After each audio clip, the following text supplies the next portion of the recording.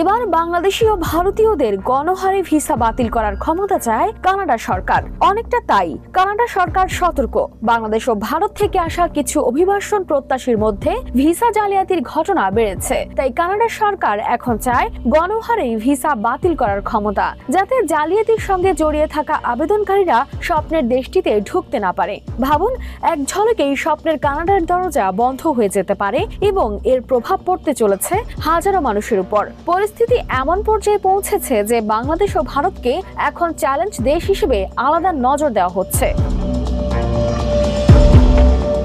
সম্প্রতি কানাডার অভিবাসন মন্ত্রণালয়ে একটি নথি পেশ করা হয়, যেখানে বলা হয় বাংলাদেশ ও ভারতের আবেদনকারীদের মধ্যে জালিয়াতির প্রবণতা বেড়েছে। তাই তারা চায় এমন এক ক্ষমতা যাতে প্রয়োজনে গণহারে ভিসা বাতিল করা যায়। যদিও এই উদ্যোগ সবার জন্য, তবে বিশেষ নজর রাখা হচ্ছে বাংলাদেশি ও ভারতীয় আবেদনকারীদের উপর। সানবিট সব দিবে সামাল। সানবিট ম্যাজিক প্রেস ডিশওয়াশিং এর মাথা ঘোরানো সলিউশন। কারণ সরকারি রিপোর্টে এই দুই দেশকে রাখা হয়েছে কান্ট্রি স্পেসিফিক চ্যালেঞ্জেস তালিকায়, মানে এখানে সমস্যা আলাদা, তবে নজরদারি হবে বাড়তি।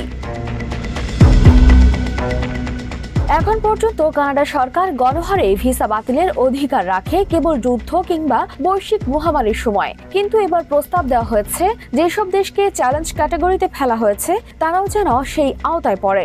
অর্থাৎ পরিস্থিতি জটিল হলে এক নির্দেশেই হাজারো ভিসা বাতিল হয়ে যেতে পারে। এই প্রস্তাব এখন কানাডার পার্লামেন্টে বিল আকারে রয়েছে। অনুমান করা হচ্ছে তা শিগগিরই আইনে পরিণত হবে। কিন্তু সবাই এই পদক্ষেপে সন্তুষ্ট নয়।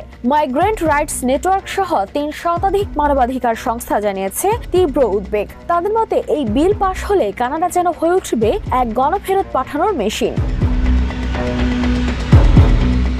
News desk, RTV।